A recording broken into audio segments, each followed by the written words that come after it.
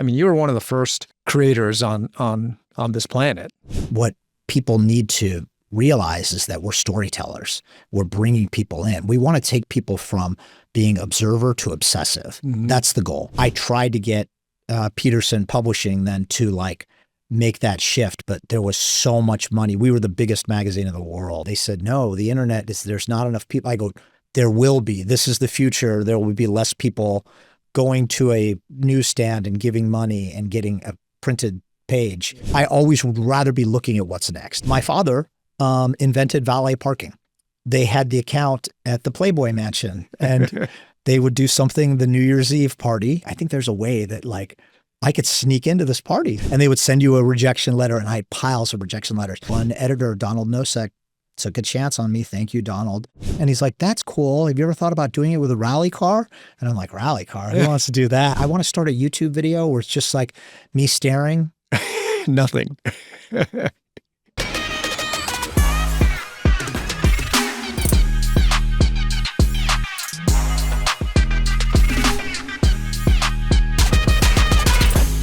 John Naderi, thank you for being on the Creative Drive podcast. Am I on it right now? We are on. Is this it? Oh my goodness. This is it. That's how we start, man. We just go right into it. We just jump right into it. Kate Bush when Stranger Things came out and like running up that hill came out again. It's like, let me tell you about tribal body kits and combat wings, kids. Yeah, we're going to get into everything, man. Thank you. I'm honored to be here, and I feel not even remotely worthy to be on the Racer podcast. What are you talking about? You are a legend, man. You are a legend. I've known you for a long time, but it's been a minute. Yeah, right? Yeah. Yeah, you're like one of the guys that when we first started like coming to the US with our Japanese content, you were one of the first guys that we met. Yes. And at the time, I don't think you were at Super Street. You were at Oh, had I left already, or this was? No, I didn't know you before Super Street. I know that. That's going way back. But I do remember going to .com. I was at multiple.coms. Yeah. I was at overboost.com. You were at Overboost. I left Peterson Publishing to go to Overboost. Yeah. First to blogging. We were ahead of Jalopnik and Autoblog. Too soon, Junior. I have so many of those moments. But I do remember we were too soon on a lot of things. But I do remember going to a trip to Japan and connecting with you and driving at Tsukuba Circuit. And the Toge Monster, the Powerhouse Amuse S2000. Yeah, the orange one. Let me do. It wasn't on TC 2000. It was on the smaller track. 1000 track. It was on the 1000 track. Yeah, and they had the Tanabe-san's Carbon R. Yeah, which you know, Colton at JDM Supreme has gotten that car. I heard about that. Oh, that's I can't talk about him enough because he is like holding the torch down for all of us. It's so good. Yeah. He's doing God's work. But you somehow got me into that drive, and I drove the Toge Monster on Tsukuba. Yeah. So Tanabe-san later told me that after we drove it, so I drove it too. You drove it too. We all drove it. Yeah. Peter Tarak was there. A bunch of people from Modified, and a bunch of other journalists. Just a bunch of yahoos. You know, like we don't know what the everyone heck that had doing. no business driving that car. It was like after you guys drove it. It wouldn't go into reverse or something. Like we messed up the transmission. I mean, I somehow managed to damage reverse on a forward traveling racetrack. Exactly. Yes. Oh. Yeah, but that was like in 2000, maybe two. So you were already at Super Street at the time. I was at Super Street from 2001 to 2007. Yeah, and I started in the industry. God, I'm dating myself here. In '98, and then I left in '99 to start Overboost.com with some of the cogs. They had it going, and I helped them sort of elevate it. Yeah. So when we first met, you were at Overboost. Yeah, I was. We would go to Japan. We would go to Japan and we would upload digital images from there, and we would stay in it's called an internet cafe, believe it or not. And we would go stay all night in an internet cafe on this dial-up, trying to get these low-res images to come through and everything. We got so much traffic from those years. We went for a few years, and that's what invariably brought Super Street to come back and ask me, would you like to Oh, so that I was really making somewhat of an impact at Overboost. Living with chronic motorsports deficiency can make everyday moments feel out of reach. Hi there. If you have moderate to severe motorsports deficiency, R92 may be for you. Symptoms include checking lap times during meals, Googling tire compounds at 2 a.m., sudden bursts of outrage when someone outbids you on your next project car. Sound familiar? You may need R92. R92 is Racer's new premium membership with live racing from around the world, thousands of races and shows on demand, and VIP IRL experiences and member-only perks. Also included, every issue of Racer magazine delivered right to your door. Ask your doctor if print is right for you. All-in-one membership. Side effects may include diarrhea. That's a different ad. Side effects may include never missing another race weekend again. Consult your healthcare provider if you also think you have racing personality disorder. R92 may be for you. Common benefits include Baja 1000, Crandon, King of the Hammers, Formula Drift, a condition known as grid life, which is like racing and a music festival had a baby. Touring cars such as DTM, British Touring Car Championship, and even Asian variants like Super GT. And for the two-wheel clusters, World Superbikes, Isle of Man, Speedway GP, exclusive only to R92. Do not take R92 if you're allergic to good motorsport content, or if you have a history of getting nothing done on Sunday afternoon. It's not for everyone. One membership, every angle of motorsports, and all the obscure car knowledge you never knew your brain needed. Don't be sitting on the sidelines anymore and experience the motorsport moments that matter most with R92. Head to r92.racer.com/join and get your daily dose starting today. So did you know that when we first started Best Motoring, yes, we were actually, when we first walked into Kodansha to do the deal, we walked in asking them for their still images from their DVD shoots. Oh my God. Because we wanted to be on the internet. We didn't want to do VHS but you videos. couldn't get video on the internet back then. So you're like, we could take the stills and still have amazing content. Right. I love that. Yeah. Because there was no YouTube. We 100%. There was no way we could stream any of this stuff. 2004, I want to say YouTube came out, and I was on YouTube in 2007. So Right. way early. Yeah, way too early. Yeah. And you can barely stream music at the time, right? Oh yeah, yep. So that's kind of like where, just going back, just proving how old we are. I have one really quick one from that time.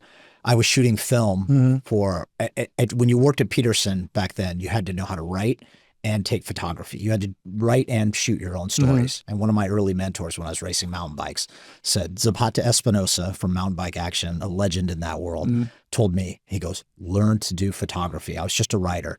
And I said, why? And I go, I'll get a photographer to come. He goes, they won't tell the story that you could tell through your eyes. And it was so good for me. So I learned photography and started it at Max Speed magazine before Super Street was around, but I wasn't on Super Street, and I wanted to be on Super Street badly. And I would shoot film, and they would only give you 3 rolls of 36 exposure film for a thing, and you could only, so I would always beg them. I would flirt with the girl I would say, please give me an extra roll so I could learn and get better and everything. When you'd get the film back, you'd put them in the sleeves and everything, and you'd see, and oh God, here's a good one, and you'd save your keeps, and that's how you put your story together. Then when I went to Overboost, I said, how do the pictures get on the internet? And they said, what do you mean? I said, how do you guys get my film pictures on the internet? Because I have all my camera gear. And they go, no, you can't do that. You can't take film. I go, no, we get it in the magazine. They go, yeah, it's different, And I go, what do you mean? They go, you have to use this camera. And it was a Coolpix 900. They gave me with the swiveling screen. And they said, that's how you have to take the pictures. And I'm like, I can't do this. I had like a 200 millimeter lens back then. I could shoot at a racetrack. So I got through Mark Richter. He was at Yokohama, and he got me in to see the E36 that Thomas Milner built, the PTG car, and they were dominating. And I was there with I want to say it was Joey Hand's dad who had this 300 millimeter lens. And I'm sitting on the side of Sonoma, and I had a media vest and everything with this Coolpix as cars are going by going, nope. Yeah, they're point and shoot. It was terrible. Because they didn't have DSLR. No, there was no DSLR then. Yeah. No, and when I would take, he goes, what would you want to take? I go, I want to do a whole feature on the car at Overboost. And we had crazy exclusives like that. And he goes, And they had this crazy Venturi intake tubes. And he looked at my little camera and he goes, you could hold it up to this high, because he knew I could hold it up over my head and like point, because I was starting to do that. And he goes, oh, don't do that. Because they didn't want to show the whole engine, because I think there was some questionable things on that engine back then. But yeah, that was my rude awakening to the internet for the first time. Yeah. Like how to put stuff up on the internet. Welcome to R92, the ultimate motorsports and car culture membership. Live events, exclusive content, VIP experiences, member-only perks you can't get anywhere else. R92, welcome inside. Yeah, when we started putting up just like images of S2000, just stuff on like, remember zigzagasia.com? Oh yeah, well, of course, yeah. we got a bunch of like hits, and that's why we were like, oh, maybe we should go to like some other publishers and get some of their some of their stills and put them up, and that's how the whole thing started. And eventually, those days. Eventually we started doing VHS, and we had no idea what the heck we were doing at the time, because that was like our first video was like. But you had VHS that played in the U.S. players too. Yeah. So So back then, like some of the DVDs and some of the formats weren't compatible between Japan and U.S. There was a lack of compatibility with the DVDs. Oh, for the DVDs. Yes, I remember that when that came out, and it was like, whoa, that was so bad. Yeah, because they had like region codes. Remember? Yes, exactly. Yeah. So you would get like you would go to Japan. For AutoZone back in the day when you couldn't get everything on Amazon. Yeah. You would go to Japan and you'd scoop up everything you can, and sometimes there would be an option DVD inside the magazine. Yeah. And you'd be like, oh, great, and you'd come back to the United States and you'd go to play it, and it was like not coded. You'd have to buy a region. You'd have to buy yes, exactly. Oh my God, this is like no one knows what we're talking about here. This is like, amazing. What the heck are these guys talking about? But like when you were at Super Street, you got really in with certain Japanese tuner brands. Yes. Like, tell us about those days. Like, especially like I remember you like with Signal Auto. Yes, they were like taking you around the country, right? Like, how did that relationship happen? I have nothing to do with this. I cannot claim this. This is Matt Pearson and Richard S. Chang were the two editors that really drove this into it. For me, as an enthusiast, a reader, I was working at Peterson, left for a couple of years, but had always subscribed to the magazine, always read the magazine, just loved everything about it. And I remember it was the April of 2001 issue. Rich Chang got in with HKS, and the reason they got in with HKS was Howard Lim, the publisher, used to work at HKS. Yeah. He had a 600 horsepower Supra before there were 600 horsepower Supras, and he had a good relationship with everybody, Tom Myronack and all the people at HKS. Right. And so Super Street would always get the exclusives, and a car that was the Tsukuba Record Breaker 01, the TRB 01, the Track Attack Altezza. It was a IS 300 or IS 200, but it was an Altezza in Japan, and it was an all carbon fiber body. It looked like a Taniguchi's car. Yes, it looked like everything was Taniguchi's car at HKS back then, but it looked like something out of a GT 300 car. It had cantilever suspension, 3S GT engine set so far back. It was so radical. It ran like a 55.7, I want to say, back in the day, or something like that. Yeah, it was so fast that all the Japanese time attack people were like kind of poo-pooed it and said, "Oh God, no, that's not a car. That's a race car. We're building cars in sheds that we bring them to the track like a Signal Auto R34 or something like that." But I saw that car and went, oh my God, that's amazing. And he said it competes in something called time attack, like lap battles. And I'm like, lap battle was just the best phrase. And I'm like, what is a lap battle? One car against the clock. And I'm like, oh my God. So for me, that's how far back it goes. So it predates me. Signal Auto was just a small, nondescript tuner in Japan that realized the power of Super Street, reached out to Howard and said, what do you need? If you come to Japan, we could help you. Oh, and really? So they were working with Rich. And God, we did such terrible things to those poor people. We named Komatsu, one of their drifters, Drifter X, and we tried to make an anime about this guy. I'm like, oh my, it was some of it was pretty cringy, but they were so helpful to us. They competed in our SI Challenge events and did special builds, always had a build for us. When we go to Osaka after Tokyo Auto Salon, they would always have something for us.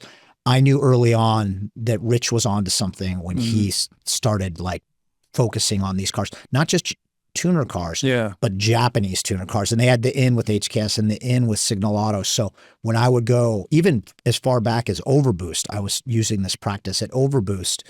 We rolled up to June Auto Mechanic based on an ad that we saw in a magazine, and we had the address, and we got on the train, and we took the train, and we got off, and we went around, and we went, "Are you open?" And Koyama-san was there, and he was like, Who are you? "Who are you?" And we're like, "Overboost Internet," and he's like, whatever. And he let us shoot. We shot the S15. We shot a Prelude that they had. We shot all these. I spelled Sylvia wrong in the very first post because I had never seen a Sylvia before. I spelled it with a Y. I think an I and a Y, you know, like the name, you know. And a couple of people went, it's 2 I's, you idiot. And I'm like, oh, I didn't know, you know. And then I looked on the badges and you could see, but like that's how early, far back. So I knew that anytime you go to Tokyo Auto Salon back then, that was where all the tuners would unveil their cars. But immediately following that, you would see who unveiled their car and chase them down afterwards. It was an early practice that Rich perfected, and I sort of did. And I was doing it, like I said, at Overboost before that.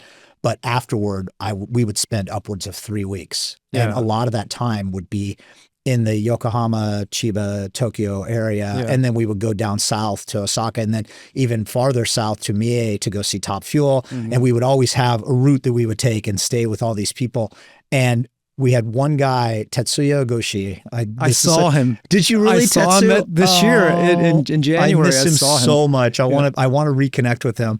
But we're friends on Facebook and everything. But he just reached out to us and said, "I'll take you anywhere you want to go. I drive for the U.S. consulate, but I will like help you." And we went, wow. And he was, we put him in the magazine and we'd beat up this poor kid. He used to twirl his eyebrows because we'd make him so nervous because we you know, we're Americans. So we're like very boorish and like, we'll show up when we show up. And she goes, "No, you must be there." Worst Japanese accent impression, kind of slightly racist. So he goes, "But you must be there right at noon." You know, we're like, noon, 12:30, we'd usually stay out late drinking and we'd be kind of hungover, but he would be honest to show up. Like he would park the car and sit there and we go, "Tetsu, where are you going?" He goes, "Well, we got to wait. We got to we can't be there before noon." I'm like, "It's like 10 to noon, you know?" And he goes, "No, we have to be there like right at noon." So we would have the car parked right on the corner. He would spend his own money. We would reimburse him. He wouldn't take him to buy gifts for, you know, Amamiya-san and everyone. We'd go to these tuning shops, but he was invaluable. We put him up in a hotel. He would take vacation for a few weeks and we'd go eat crazy food and go out and cause all sorts of trouble. I remember him. I bumped into him in January. That's amazing. I love that he's still in the mix. And he was just a kid who was a fan and everything. I'm just super appreciative of him. And like that model now, we would go to, you know, Top Secret, obviously, and you'd go there and, you know, see Smokey and do your whole thing. And we had our photographer in tow and I'd be writing the stories and we'd be interviewing them and we'd bring them gifts and they'd give us gifts and there's a whole thing. And I knew it was like we reached a peak towards like mid 2000s when we would show up on a day afterward and there'd be like 5 other media outlets standing at the gates, like waiting. They didn't have appointments, but they were trying to go and they go, "Wait, you have to get," and we're like, what used to be exclusives to us at this walled garden became smaller and smaller as everybody is there. You know, it's like what just happened, you know, Air and Water and Ultra Race. I went to Air and Water, but obviously I didn't go to Ultra Race, but like I know everything that happened at Ultra Race because Larry Chen and everybody's like immediately loading the images up to Instagram. It's such a changed world now. I mean, that must have been like when you were at Super Street and the internet was starting to like come about, and then like Speed Hunters out there like scooping all the what was that like though? I remember Rod Chong did an interview with me for a Need for Speed documentary that they were doing back in like 2004. For me, it bothered me because when I was at Overboost, I was scooping everybody else. We would go, back then NHRI drag racing was big and Formula Drift didn't even exist. And we would just go and get to the event. And I'd stay in the hotel room and do everything or rush back to my house and upload everything if it was a Southern California event.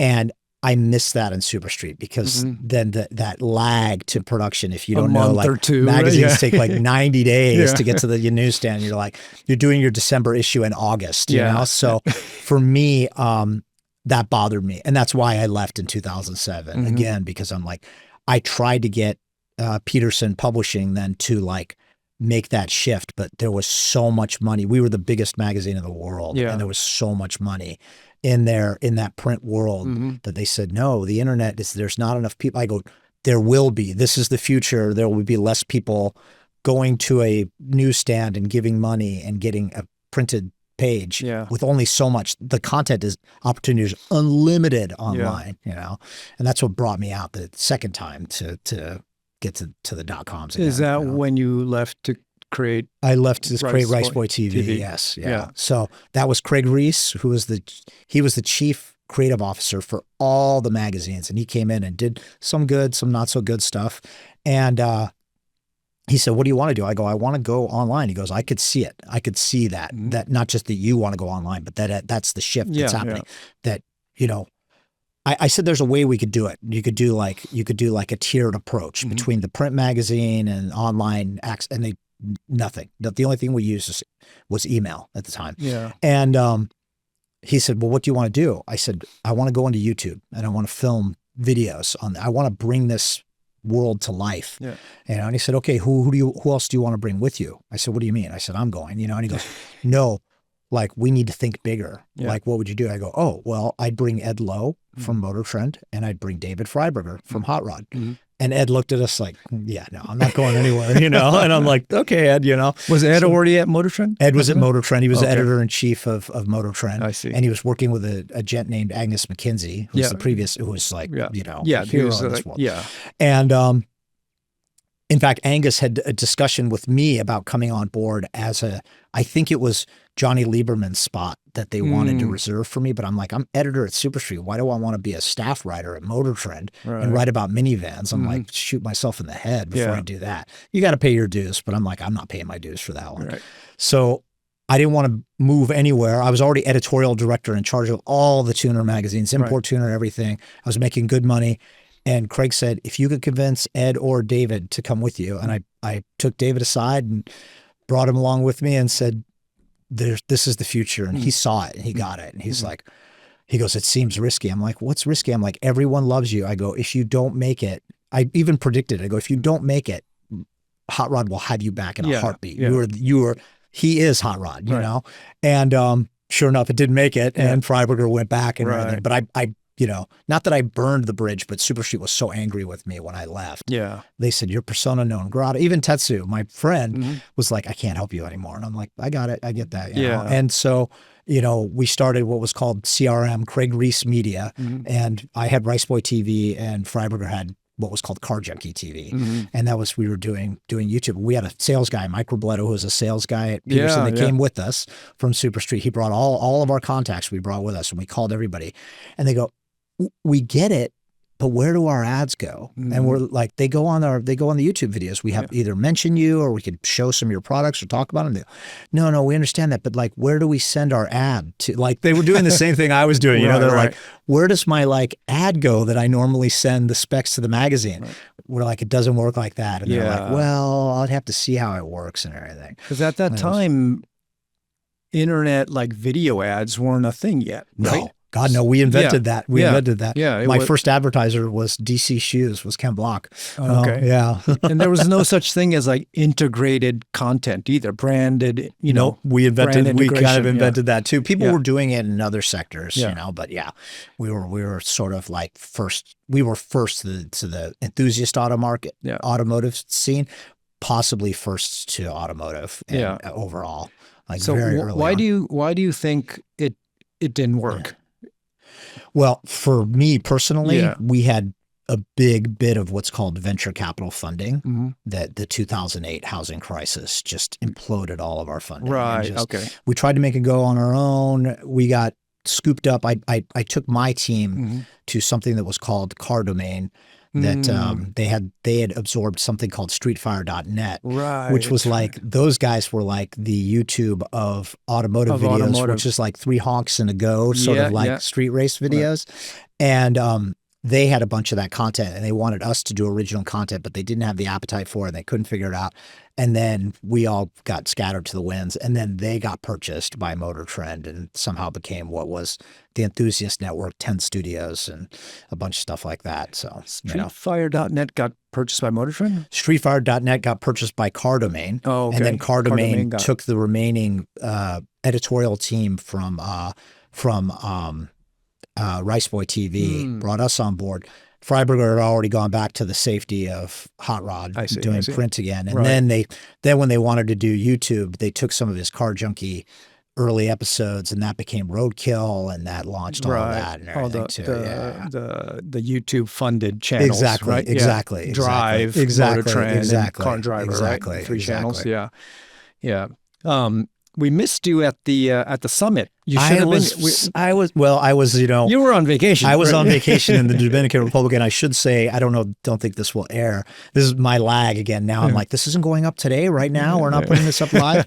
But it's my girlfriend's birthday, and she took me to the Dominican Republic, so I could not pass that up. But then as soon as I agreed on the trip, you announced the date, and I went, "Oh, so close!" I'm like, I was just off. Oh, really? So I was so sad to miss that. But these were like the kind of conversations that we were actually having at the summit. Yes, I think it's really important that we kind of like share this with like the kids that are trying to get into like becoming a creator. 100%. Just so they understand like what they're walking into, and like the sort of the legacy and the history of like how car creators, it became a thing. Yeah. Yeah. I mean, you were one of the first, I think, definitely, one of the first creators on this planet.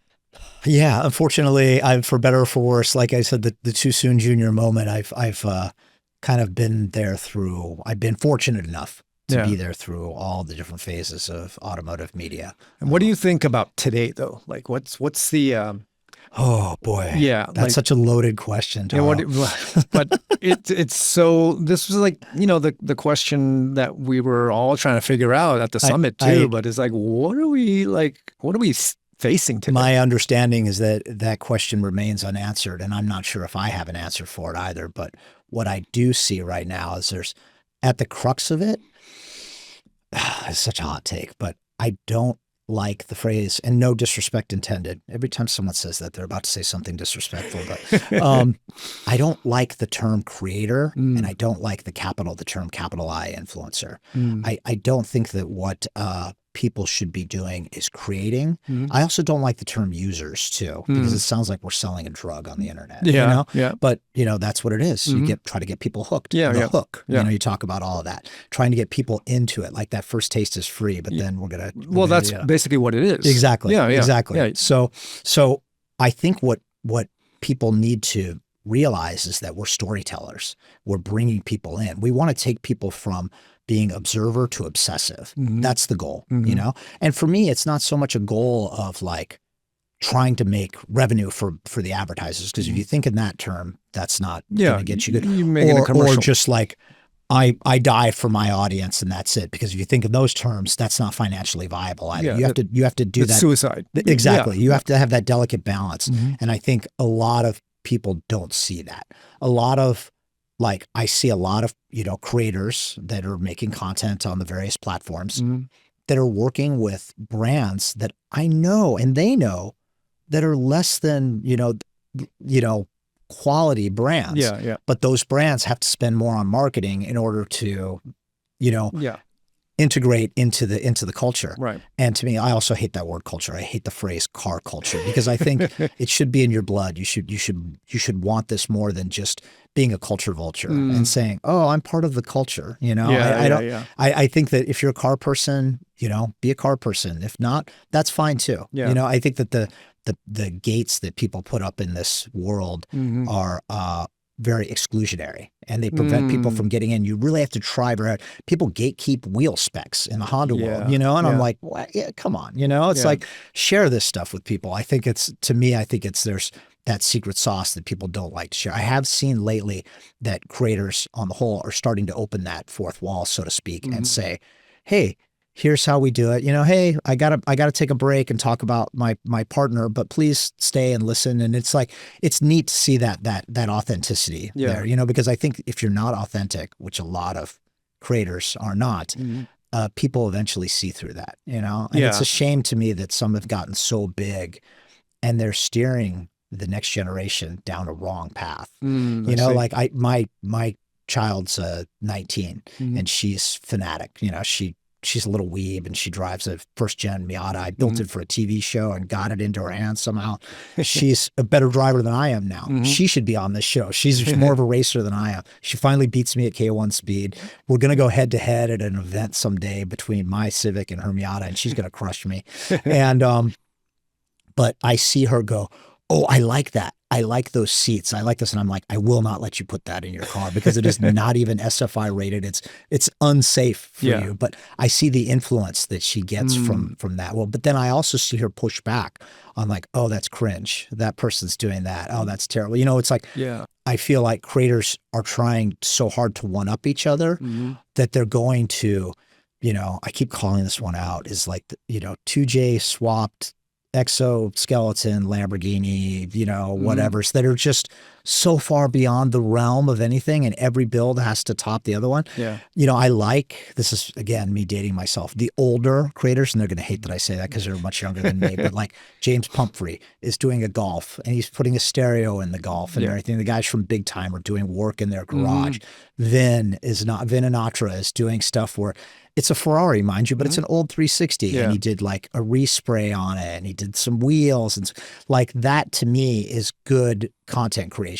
Now, if you want to get more into like motorsports, like if you know Eric Cutil from Grid Life, like his Civic builds, like he documents them. He's an engineer and he documents it in his garage. Ryan Christoph is another one that I love, like his little CRX and everything. They are going about it like showing you how to build a race car from the ground up. It's not so much like I have to get this brand new car and take it into the sixes. Like to me, I'm like, that is so far beyond the realm of where we've gotten, but it's that armistice battle that we're having between content creators where everybody's raising their big guns up higher and higher to try to shoot the other one down.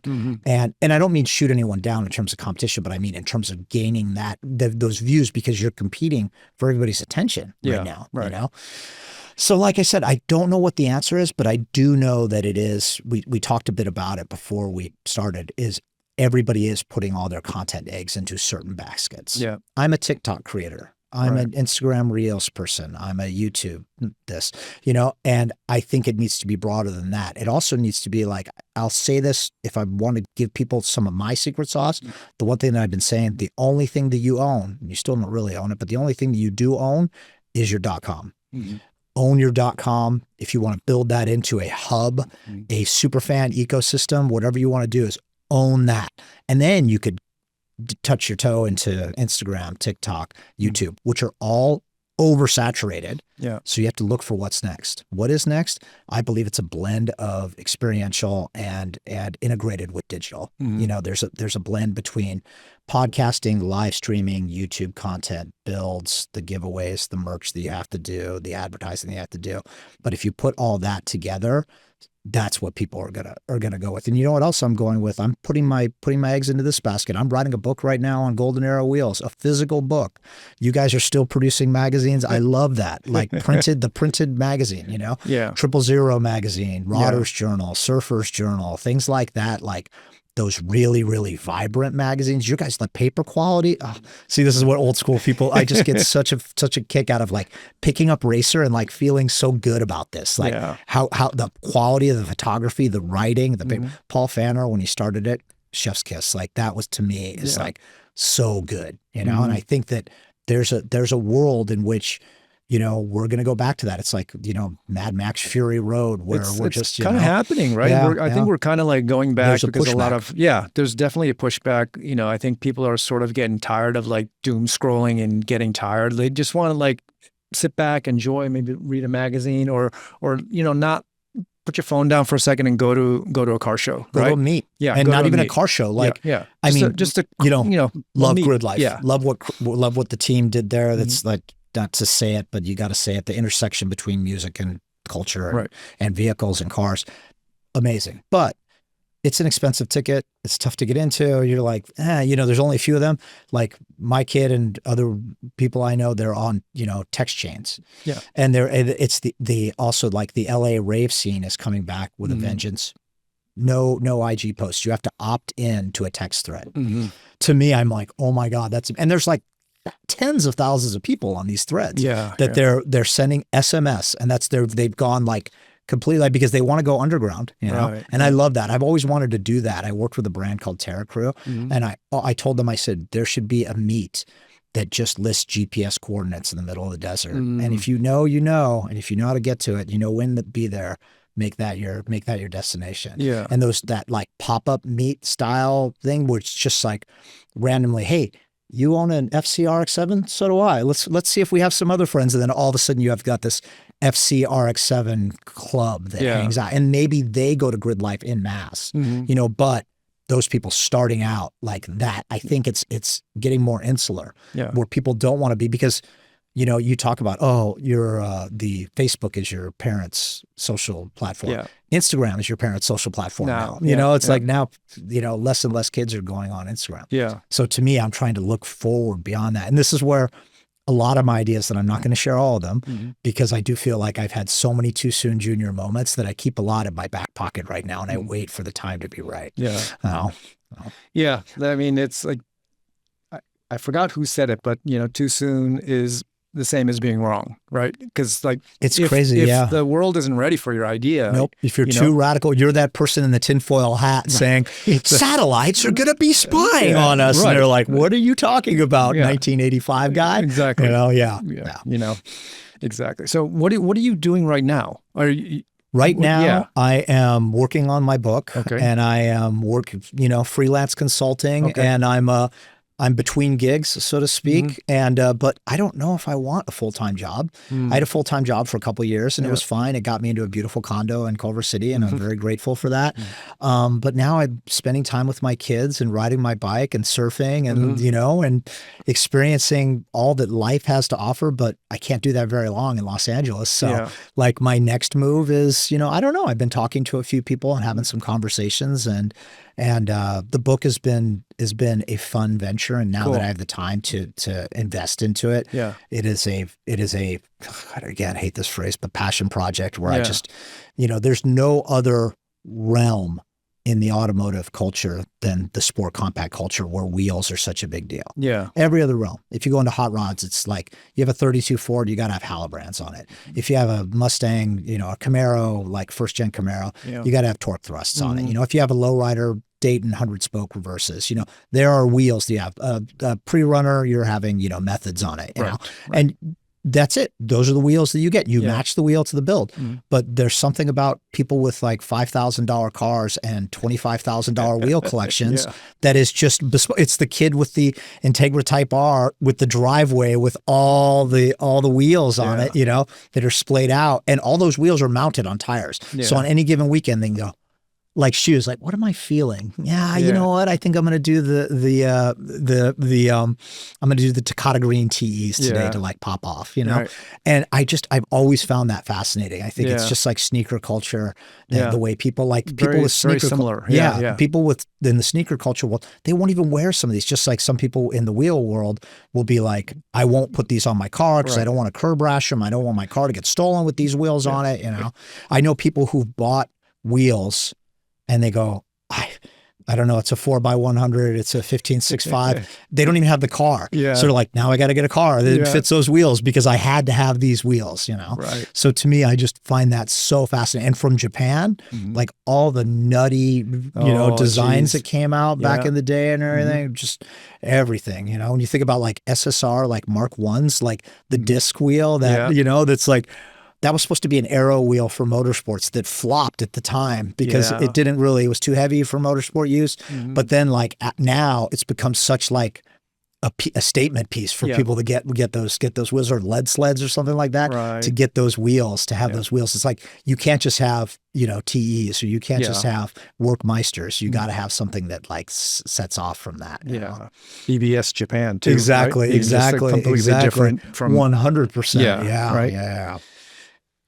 I saw you were on the podcast with Scotto and Mickey. Oh my recently. goodness! Yes, that was a.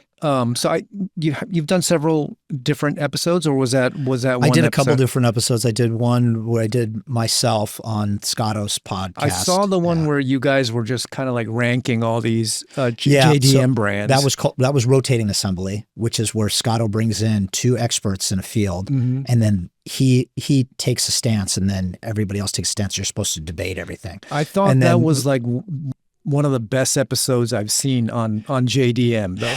It felt really cool. Yeah. It felt really fun. Yeah. The it was other long. thing too, it was like 3 hours long. Everything that Scotto does is a magnum opus. Yeah. But to me, it was neat because Scotto and I love to argue with each other. And he's so knowledgeable on everything but JDM. And he said, I knew I was out of my depth, but he still came in and tried to bring it and and I'm like, okay. But it was weird to me to see like a wounded Scotto because he's so big in every way, you know? And I'm like, wow, this is something where, you know, Mickey and I sort of kind of had at it. And went for it, you know? No, that was a really good episode. Which one did you, which three brands were like the top brands? Man, I want to say we ended up landing with HKS, June Auto, and Top Secret, and Top Secret. I like that. I loved how you kind of like graded them all differently on different scales, right? But you ended up with those three. A famous drag racer who's a friend of mine who no one knows now because he was pre-internet is Craig Paisley. And he had a back-halved Mark IV Supra in like 97 or 98. It was crazy. Like who did that to a Supra back then? Yeah. And he had a full drag Supra back then. It was so cool.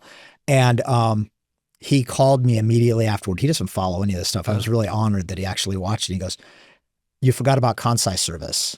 And I'm like, right when he said it, I went, oh no. Because we ranked a tuner as someone that builds customer cars. Yeah. And said that that's why Top Secret and beat out HKS, even though HKS there's this impact, right? Right. And for a while, there was HKS had the Kansai service centers all over Japan where you could have an HKS built car. Right. And I went, you are right. So, you know, that we missed that in that pod. So I'm sorry, internet, we did you a disservice by not, that would have kicked HKS over the top. So yeah, I did a story. Was that for you? I did a Kansai service story. Oh God, I don't recall. For Super Street back in the day. I think it. Maybe. I mean, I did a couple stories for you. Yes. The one that was I still remember to this day is Keiichi Tsushiya's like retirement. Oh run that I did for you. That was a really cool event at Tsukuba. Yeah. You got all those pictures that were so hard for us to get. Yeah. You know? All the pictures were courtesy of GT Channel. You know, said it was words by Taro Koki and pics, you know, courtesy of GT Channel. Yeah. Yeah. No, that was and then you guys were debating about Gretty, Mine, Spoon, like all these brands that we all love. Yeah, there was obviously the big four. You know, was Apex, Blitz, Gretty, Trust, and HKS. Yeah. You know, those were the titans. Yeah. What was it like when they all had like their offices here in Southern California? Wasn't that that was a wild time? Oh wasn't yeah. It? So when you talk about that, it was crazy to me because there was alignment because everyone else, both the tuners and the other publications, and these people, I don't want to say they worked for me. I hate when people say that. Like, I was the editorial director and they all reported to me and all the magazines were but for whatever reason, they would look at it as like, well, of course you get all the HKS cars because, and I'm like, well, naturally I'm the biggest magazine, and we have this history with HKS that just goes back. Yeah. And, so what they did, which is really smart, like Kip Kington and those guys at Turbo and Jason Mulroney when he was at Import Tuner, right? They went, and Jason Mulroney was a famous drag racer, and he was close with the people at Apex, so he would just do all these stories on Apex cars. Yeah. So we could never get any Apex cars, and I was so greedy that I'm like, why don't I get the Apex cars? Because I want that. Tarzan had that center drive Integra drag car, and I'm like, oh, I want that car on my cover, but it ended up on the cover of Turbo, and I would get so mad, but I had to realize that it was like a gang sort of affiliation, like, you know, who's wearing, you know, the British Knights and who's wearing the Nike Dunks and everything, you know? So for me, I was like, okay, I kind of had to realize that Greddy was the turbo one and Apex was the import tuner one and HKS was the Super Street one. And Blitz was just kind of friends with everybody. But Ricky Chu, who I worked with at Super Street, was close friends with the people that worked, Paul Joe and them that ran Blitz. And so we got some, Blitz just ended up like, well, we don't really have an affiliation with anybody. Can we hang out with you guys? And I'm like, heck yeah, because Blitz had that Supra that ran like 736 at the Nürburgring back in the day, which was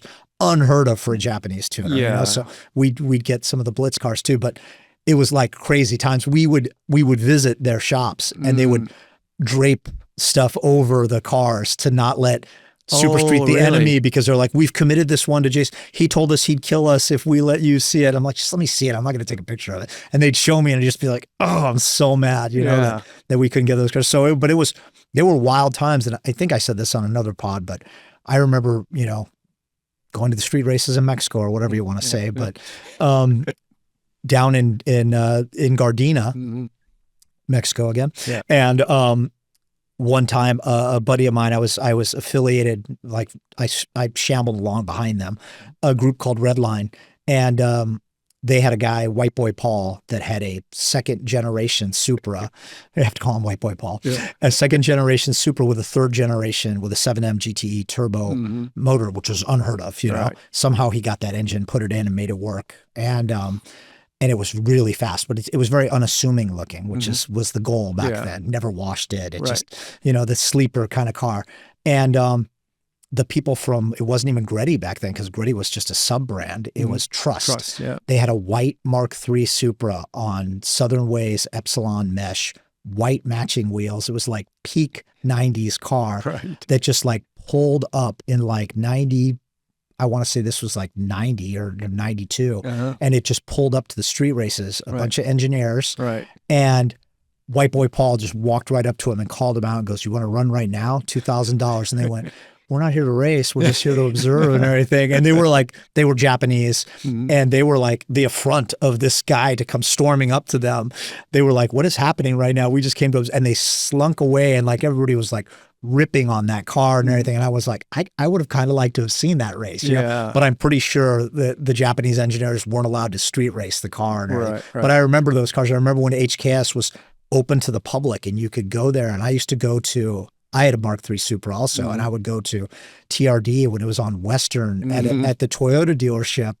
And it was just a small little office, and Scott Connemora worked there, another very famous guy that's lost in the dustbin of history because these guys predated magazines. You know, a lot of people don't even recognize that Steph was one of the world's most famous drag racers. They don't even look at him like that. They're like, oh, he's the guy that makes, you know, drift cars, Freddie's car go fast and everything. They're like, cool, you know. It's like, and Steph doesn't care about it. I'm like, dude, I want to do. I brought his car into Hoonigan, I did that. I'm like, dude, and he was like, I don't even really care about a car. He goes, I just had it for so long. He goes, if nobody wants to buy it, I might end up cutting it up. And I'm like, please don't ever do that. And he doesn't have that attachment to that history. And Paisley is the same thing. And Lisa Kubo he just keeps and Miles on like looking forward to. I love that too, because I'm that same way. I feel weird being on these podcasts and talking about the good old days and when I used to matter to the industry, because I always would rather be looking at what's next. I always look like, as I have less days in my windshield than I do in my rearview mirror I want to put my foot on the gas and just go harder, you know? And I don't like doing throwback Thursdays or like, oh, back when we mattered. I won't say who, but a friend of mine said, a very, very famous friend of mine, and we've been talking about him. So said, I feel like our best days are behind us. And I'm like, F you, man. Are you kidding me? I'm like, no. Man. I always want to be like driving forward, pushing hard to keep, you know. Yeah, you've always been, you know, we talk about the past in this podcast, but it's mostly to sort of, you know, like understand, you know, where you're coming from and your background. Origin stories are very important. Completely agree. And not about like reminiscing about the good old days, you know. Sorry, we're doing it all for the gram right now. It's all for TJ's gram. But speaking of old stories, oh my goodness, this goes like even way before your overboost story, because I want you to tell this story to me one more time. Oh my God, I'm so nervous. So tell us about your valet parking story. Oh my God. Wow. I don't think you've said that I don't anywhere. really share that. And I think I know the story that you're talking about, but I don't really share a lot about that. But my apple fell so far from my family tree. Like my parents are like looking down on me, I hope, looking down on me and going, please do something more with your life than mess around with these silly little cars. You've done a lot though, John. You've done a lot. But I think it's a really good origin story. Some though. inspiration in that my uncle was the head of the Mars rover program. He was the one who put the satellite on the moon and everything. And like he did the rovers and he worked at JPL for his whole life, and he's since passed. And my father invented valet parking. So I'm like, okay, so like legitimately, John Naderi and Herb Citron. And it's funny because when I first started dating my girlfriend, I was on The Inevitable with Ed Lowe and Johnny Lieberman. And I mentioned it. I said, Trippy, my dad invented valet parking. And they went, what? And I was just started dating this girl. And she goes, well, I'm going to watch this to learn a little bit more about him. She goes, oh my God, this guy is such a BSer. Everything he's been talking about. And she's like, oh my God, he did start Overboost. Oh my God, there are YouTube videos of him in 2000. Oh my God, he did do super. Oh my God, he did do this. And then she's like, wow. She's like, valet parking though. And she looked it up and there is something somewhere on the internet that said, John Naderi filed the patent for this, for valet parking, that some AI slop will take you to. So they started valet parking. The original company is with a V with a little dot over it, which is a tuxedo, supposed to be a tuxedo jacket, that a butler or a valet would help you, with everything. And when they started it, people were like, why do we need to do this? The parking lot is right there. The restaurant is right there. So this is like in Hollywood or something. Yeah, right? They started it at Lowry's in Beverly Hills. And when they first started, they said, no, because parking is a destination. When you eat at this restaurant, it's a destination. You need to pull up from the jump. You need to feel like you've arrived in style. We opened the door. We helped the lady out. So they were the Band-Aid, the Coca-Cola, the Kleenex. Valet parking was my dad. And when I grew up, he said, you got to get a job. I'm like, can I just be a valet parking attendant? Because I loved cars.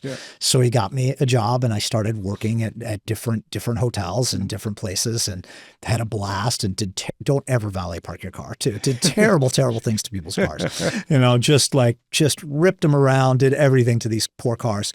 And they had the account at the Playboy Mansion and they would do something, the New Year's Eve party, and it was a pajama party, if you could imagine what a Hugh Hefner pajama party would be like in the 1990s. And men would wear silk bathrobes, women would wear much less. And you would wear like Jordan 1s and a silk bathrobe, and that would be all that that the men would wear. And the women would wear the negligee or whatever. Did I just say negligee? So dating myself. But one year I parked and I worked there and I'm like, this is amazing. The door would open, the big doors, and you probably know it from Girls Next Door now, the big mansion and everything. So you would have to speak into a rock to get in and everything and drive up this long driveway. And then there was all sorts of different properties, homes in the on the grounds, but the doors would open and it'd just be a massive party. And I was like, oh, this is crazy. We drive the cars down another driveway, go park in the neighborhood, and then you just sort of wait and start walking back. And they had a van that would drive around that would pick everybody up, and you jump into the van, they'd stop, everybody would jump off. When you first walk in, they had to see your photo ID, your driver's license, and match it with the name on the list to make sure no one stuck in. They check your entire body to make sure there's no cameras and everything because they didn't want anything getting out. And this is pre-TMZ and pre-internet and everything. But I started thinking about it. I'm like, I think there's a way that like I could sneak into this party. So the second year I hired my two friends to come with me. You were legitimately working the first year. I was working for valet parking and I got my two friends jobs and they worked for like 6 months leading up to it. And then I got them on the crew to work at the event. And then when we came in and the thing, we showed our stuff and we had a backpack with some tinfoil wrapped around it. And they said, what is this? And we go, oh, it's a sandwich. I have a strict diet. I'm like vegan, gluten-free.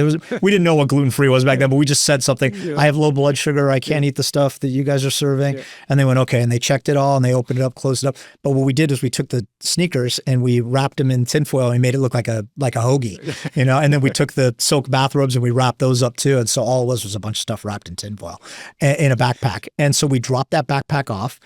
And then we also brought in like little champagne glasses, those little plastic champagne glasses, because we were hoping that they would be serving those and we could walk around with them. So we hid them in a closet. The party works like this. Everybody drives into the party, goes in, and then it's just quiet. Everybody sits and they let everybody go to dinner and you all kind of like sit around, but you have to still kind of stand at attention.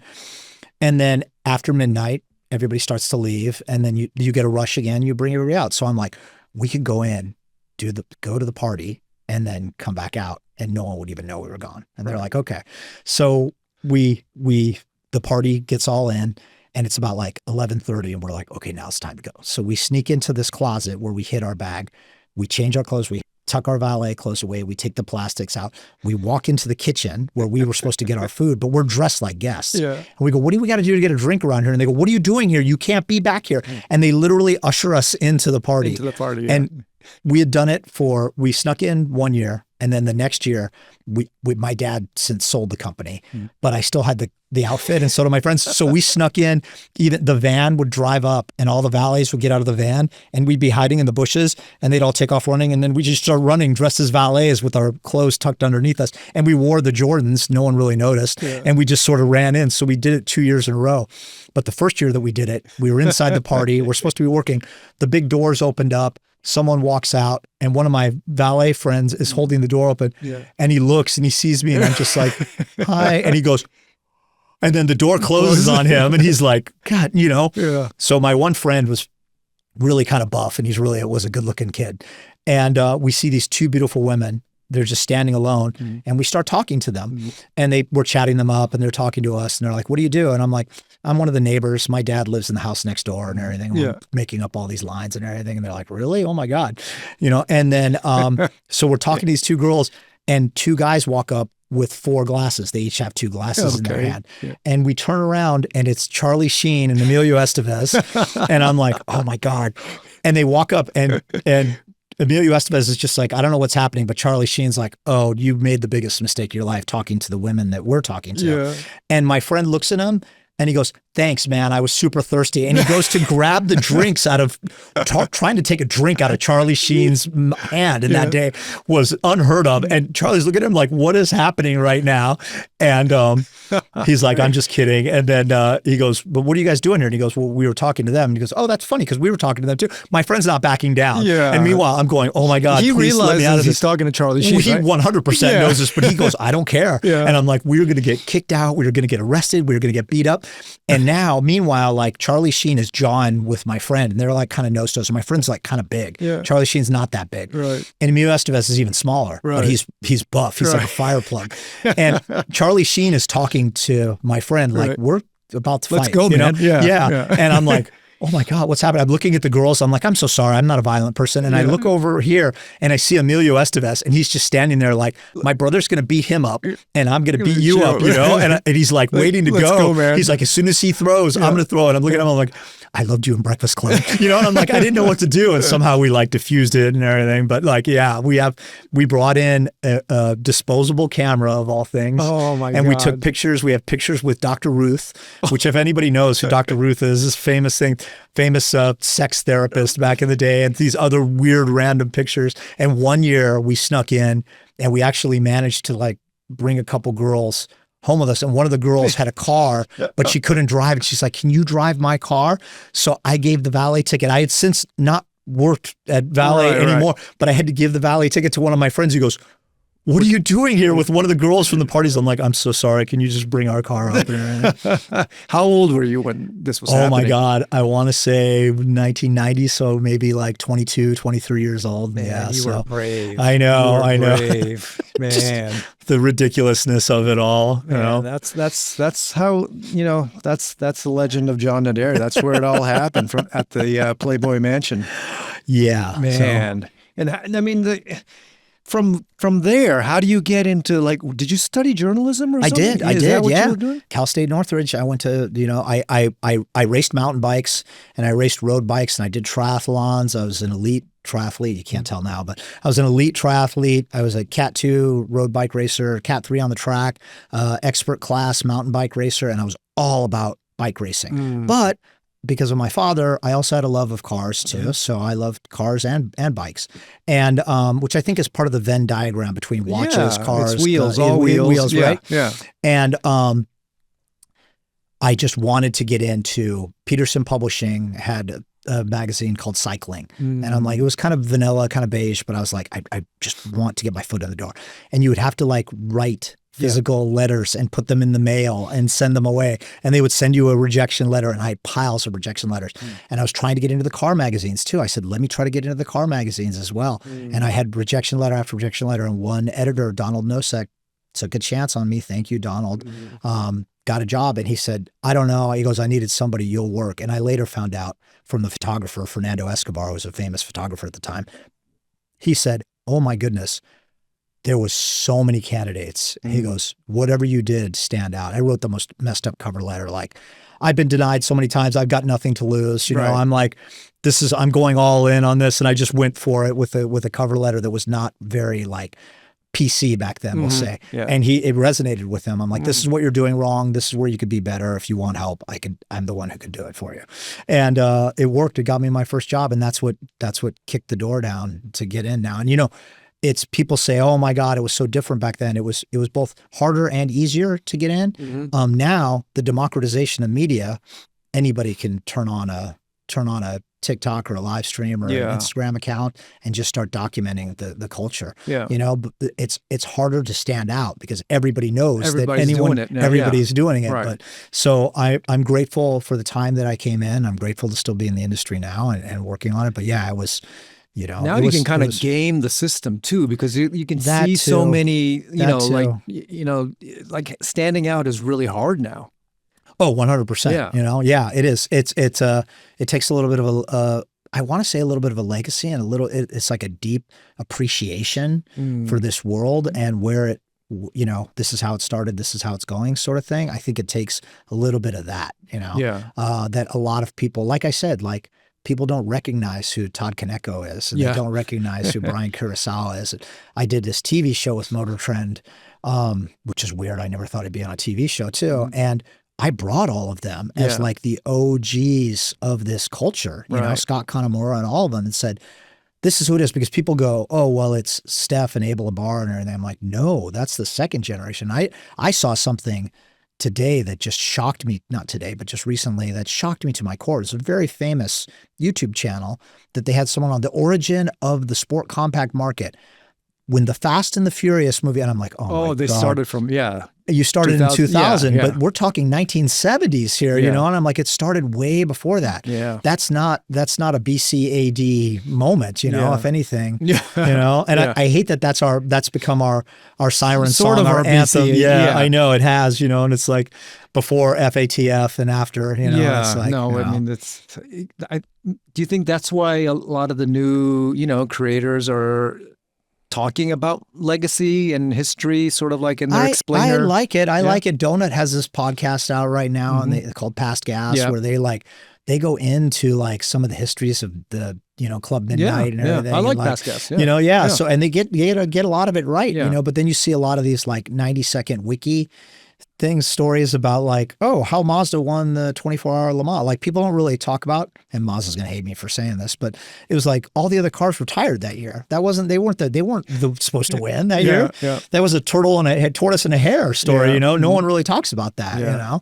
No one talks about how Fast and the Furious, the cars were not quite right. It's like, and you credit that. I love him to death, Craig Lieberman, but at the same time, it's like, man, dude, a Jetta? It's like, dude, like Vince driving a Maxima? I'm like, it's like, that's the ultimate facepalm moment, And I get it. There's some things that have to happen because there's a suspension of disbelief, and there's things you have to do to bring in a larger audience. So you have to fantasize and make the, Suki's S2000 has to be a little bit wilder than when RJ had it. Right. All of that is needs to happen. sensationalize it for but Hollywood. At the same time, you could have gotten it so right. How was a Honda hatchback not one of the hero cars? Yeah. And it was an EJ1. It was a 2000 SI coupes that they used for the heist cars, you know, and I'm like, oh my God, you know, and I'm like, you know, so, you know, what was her name? Mia's car, she drove the Integra, the white Integra. So at least that was like somewhat on brand, you know, but to be honest, like, the world, when you look at like, I'll go back to Ken Miyoshi at Import Show Off, right? Yeah. He had it. That was it. That was the show, you know? Ricky Chu and those guys, I mentioned Ricky before, Kyosho had their cars were like the cars. But then Hot Import Nights came out and they had more splash, more sizzle, but they turned the lights out. How do you turn the lights out at a car show? Because it wasn't about a car show. It was about, word I don't like, culture. It was about the culture and it was about just bringing everybody in. And I was too close to it where I was like, dude, this is not right, you know? But if you look at a JDM Civic and you look at something like, I'll go back again to like LJ Garcia's Feels wide body Civic that was just outlandish and Lambo doors and underglow neon and all that. I don't feel like those Hot Import Nights, not to put LJ in that thing because he's not in that world, but some of those Hot Import Nights cars were emblematic of the culture. They were just, it was the person today that puts their Instagram handle on the side of their car. The G Series BMW with the wrap that's like got the burble tune and the, you know, and it's like it's you're doing it for your clout chasing. You're not doing it for this, because if you have a JDM car. It doesn't look any different. You have to go, oh my God, those are the headlights. Those are the side markers. Those are the, oh my God, you even have the JDM trim. No one notices that. You know, it takes like a very, very, very close, you know, exclusive eye to know. And that's when I talk about like gatekeeping. I think it should be educated to show these are the differences between JDM side markers. It's not just right-hand drive and left-hand drive. There's so many differences between the USDM car and the JDM car. And that a lot of people don't recognize even today. And people are starting to get into it, but those outlandish wrapped cars with the wild graphics, you know, are a little bit, they attract more attention, we'll say, you know, and that's where it's an attention economy, right? Now, so well put. So well put. My goodness. Oh. Is there anything that you want to talk about, by the way? Oh my God. Like we talked a lot about like what's missing right now. Yeah, I do feel like, you know, when you talk about it, one of my frustrations, it's crazy to say because I'm super grateful to him for the opportunity. I was one of the few that boomeranged, did two tours of duty with Hoonigan. And but I feel like Hoonigan, we left so much on the table, you know, people talk about it. You know, I have a hard time like relishing my successes. I'm my own worst critic. I look at everything as like, could have been better, could have been. Every magazine I put out, every YouTube episode. Well, you also don't want to be that guy that, you know, talks about like how great it was back in the day. Yeah, either. I don't want to say that either. I want to say like it could have been better. And I look at Hoonigan and it's like, God, we left so much on the table, you know, and it was like, we had such a great opportunity, but we forged, you know, new ground. You know, I don't, you know, I brought a lot of the original people into Hoonigan to help, like Will Rogie. I brought him in. I brought Will Rogie into, he's a famous filmmaker now that shoots with Jeff Sward and everything. You started Rice Boy TV. I started Rice Boy TV with Will, and he was a rollerblader that was like, I want to film Formula Drift. And everybody's like, don't let him film that. Don't let him film that. And you know, and I'm like, why? To everyone else. And they're like, because he doesn't know anything about drifting. And I'm like, that's why I want him to film it, because I want to see that fresh perspective, you know? And so I brought a lot of those people in, but, you know, Scotto and I would talk about a lot of this stuff when we first started doing it. And I remember us talking about like, you know, there's something called vlogging, you know, it's like people vlog. It's like a blog, but it's a video blog. And they do things called unboxings. There's this kid that does unboxings of Lego sets, and that's all they do. And then they go, what do they do? Does he play with them? No, he doesn't play with them. He just opens up the box, you know, and then they're like, that's the episode. That's the episode, you know? And to me, like that, you know, not quite .com 1.0, but YouTube 1.0 was just a wild frontier. I know I'm jumping around a bit, but my girlfriend told me about a show, which I'm going to tell everyone to watch. I haven't seen it yet, but she told me there's a show called IKEA Heights. Do you know that? No. Okay. No. So she said, you have to watch this show called IKEA Heights. And I'm like, what is it? And she's all, it was a bunch of, I love this, like young, like creative types that went to IKEA during store hours and filmed a soap opera using all the IKEA sets. And they're like 5-minute episodes about how is things at work, honey? And they would cut to him working at the IKEA desk and everything. And and they did, to me, I'm like, oh my God, that's sort of inventive way to do things. That's the way that we did things at Hoonigan. And that was, Ken, approached me before Hoonigan was even a thing, said, do you want to do what would you like to do? What would be your ultimate video? And I said, oh, I want to do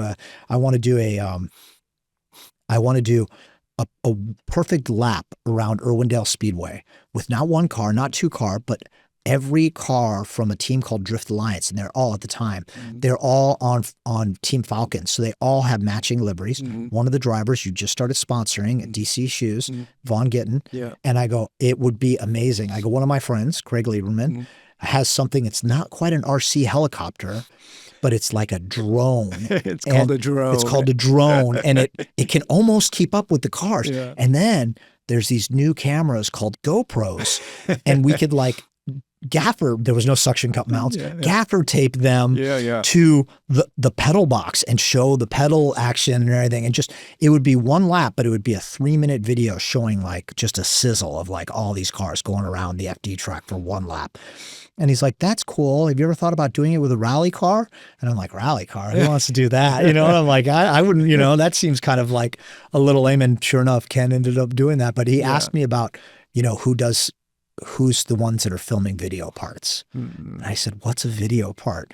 And he goes, like a skateboard video. And I'm like, oh, like when Rob Dyrdek did the 20 stair, Danny Wade jumped over the Great Wall of China or dropped off the helicopter into the quarter pipe. I'm like, those are video parts, huh? Oh, that's in the skateboard and snowboard world. Right. Even before action sports was kind of a thing. Right. And I was like, that's cool. That's a neat way to think about it. And then he also asked, he goes, who's doing apparel in this world? And I'm like, no one's doing apparel. I wanted my friend's brand. I mean, this is not so humble plug for Lonely Driver Company is like a brand that I just sort of fell in love with. And there's a Lonely Driver coffee or something. Yeah, there's a bunch that are riffs off of Takumi and all of that initially. Yeah. But no one had brands like that were like culture brands. It was if you liked Toda, you wore like a Toda jacket, or you wore the shirt from your brand, and that's how you pledged allegiance. There was no culture there. If you wore a brand that was like, oh, I'm a cool guy like Honda Civics. It's like a step and repeat of a bunch of Civics on it wouldn't resonate back then, But Ken saw way ahead, had such a vision for that. So to me, I felt like we were so far ahead with Hoonigan, but also it's so missed, it could have been so much more, And I feel like there's so much left on the table. So influencers, creators, would-be aspiring, creators, do something more, bring something holistic to the table is what I would sort of leave things with, I guess. John, who would be, so we have this segment called Who's Boosting It?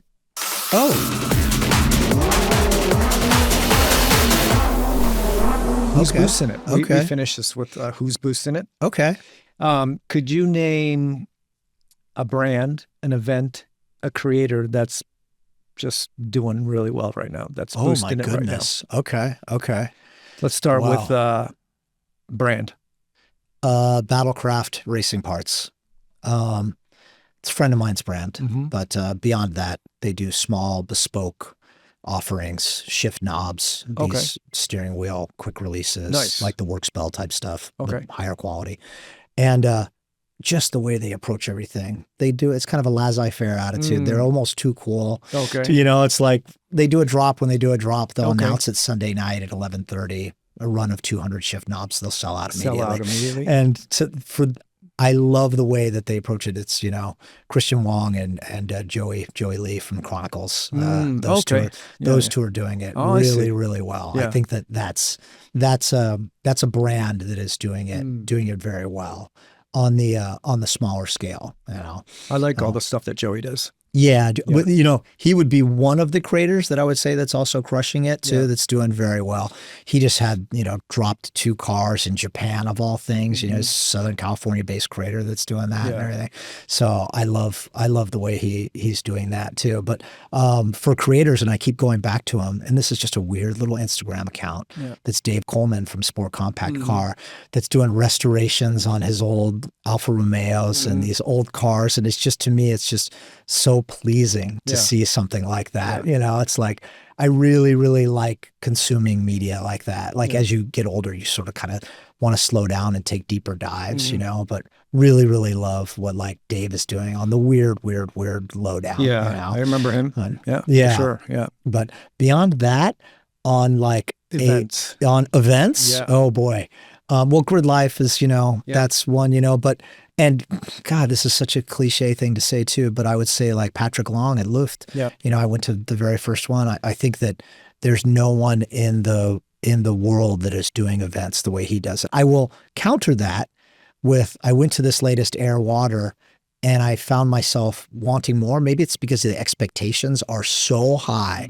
Because how do you top yourself with like cars that have never been seen before? Because at this point, it's really hard to find cars that haven't been seen before, you know? So like that, I love what they're doing, but you know, it's like tough to constantly stay ahead of that curve, so to speak. But another one that I love, which is not really, doesn't exist anymore. I mean, it does.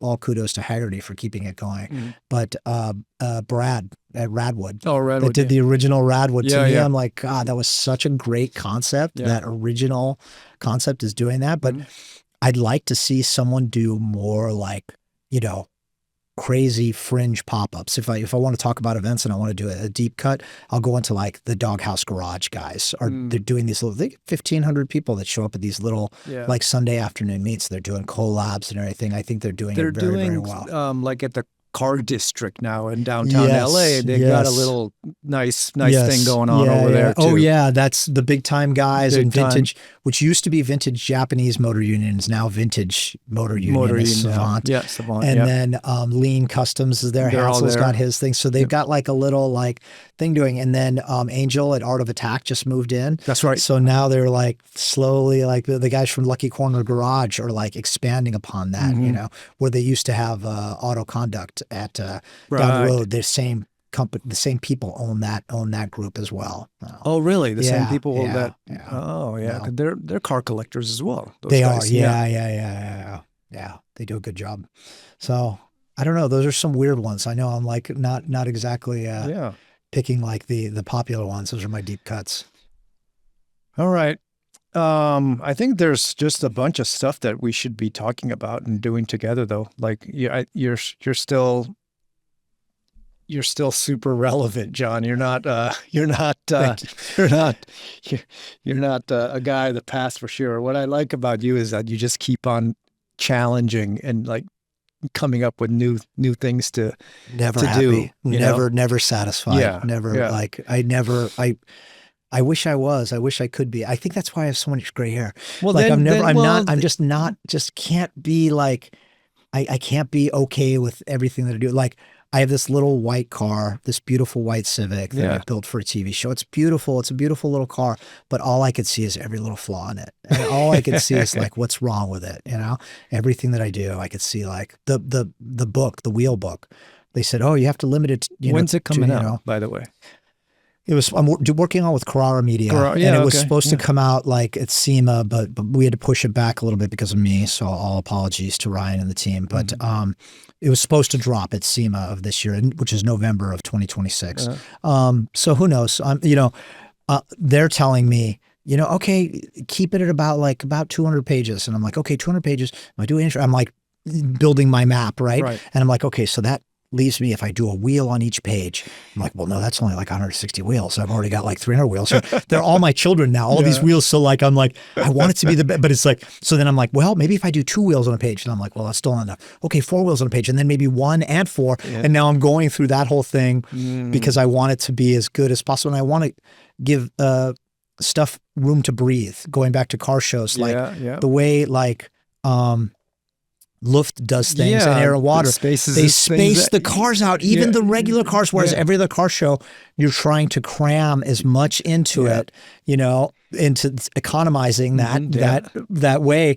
I'm like, no, it shouldn't be. You should have something that looks really good, that the negative space. Negative space is so huge. I just watched The Brutalist with Adrian Brody, and that was all about like architecture and this, Laszlo Toth, and it was crazy to me about like how important it is to have this negative space. And I think everything with the creative economy, it's so important to like, what is your hook? And like the first 5 minutes, I want to start a YouTube video where it's just like me staring. Nothing. And then it gets into it. But you can't do that because you got to start talking right when right from the drop, it's like, exactly. I think that there's something to be said about like moments of silence, I think YouTube needs an intermission. I think there needs to be something where there's like the episodes are like, we'll be back after this something from our sponsors, and then just run a straight commercial, then like break things up. So it doesn't have to be like my face has to be in front of the camera every single minute. All the time. It always has to be. I think that there's that's why I like long form content too, though. Like podcasting is a little bit different from, I think, because it's just like two guys having a conversation. It's like that. You're not like, hey, stop what you're doing right now. It's like that's everything on the phone is like that. I think you're more invested as a member of the audience, but I also think that the way that we're doing podcasts, the industry on the whole, is doing a disservice right now to the audience because we don't talk about it. This is supposed to be for, let's just say the platforms where you listen to it, which is where podcasting started. But there's cameras in this room and we're filming it. Right. So this is also, on visual mediums as well. Right. And when we put these on Instagram and YouTube and TikTok and everything else, it is just two guys talking. So we're talking about cars. Yeah. Where's the car? I feel like there's an element that's missing. I think that there's something that could be seen where it's like the intersection of podcasting and live streaming, where it can be something where you're at a racetrack. I know there's sound issues that have to be overcome and everything, but there's got to be a way that you could bring in someone fresh off of a win or something at Grid Life where you're podcasting from the Grid Life. I think that's a great point. So like these altcasts that we're talking about. Altcasts. Yeah. See, altcasts. I love this. It's like I've always wanted to do an altcast because like on Monday Night Football, you have like the regular ABC channel, and then on ESPN you have like the desk, the Manning guys sitting there. The game is going on, but they have like guests come in. They're not doing the play-by-play. No, they're just like talking, right? I think that could work with motorsports, right? 100%. Imagine doing that with like, I think Formula One did it with Tubi. Like they had someone. They had a moment. They had Apple TV is doing a little bit of something where the commentators are here, and then they also have the people that are on the ground. But guess who has a TV network? We do now. Yes, I know, exactly. So we can do that with Formula Drift or Grid Life or even like please, Tara, Formula One or IMSA. Right, just get different perspectives and different conversations going. Motorsport needs it. Exactly. So I think that's one way that, one thing that we're really talking about and like looking into. And I think that's a great point that you bring up. But John, hey man, thanks for coming in. It's always a pleasure talking to you. Good. We always, see each other at, car meets and shows and things like that. But also another reason why I like doing this show is like you get to kind of sit down with your friend and just like talk to them for. Dude, I love this. I love like this. 80, 90 minutes is just a good conversation. And you don't get get that. Not that in often. Passing. Right. Yeah. Not in passing. You're just like, kind of like, hey, what's up? Blah, blah, blah. It's hard to do that. No, thank you so much for having me. I was thanks for coming, man. Yeah. I don't know what we do. Do we high five? Yes. Yay. Thanks for watching and listening to The Creative Drive, where we offer listeners a candid look into the minds of automotive creators and their journeys. The Creative Drive is available on all podcast platforms, and we have more awesome guests lined up for you guys, so please subscribe so you don't miss any episodes. I'm your host, Taro Koki. Thanks for watching again, and we'll see you next time.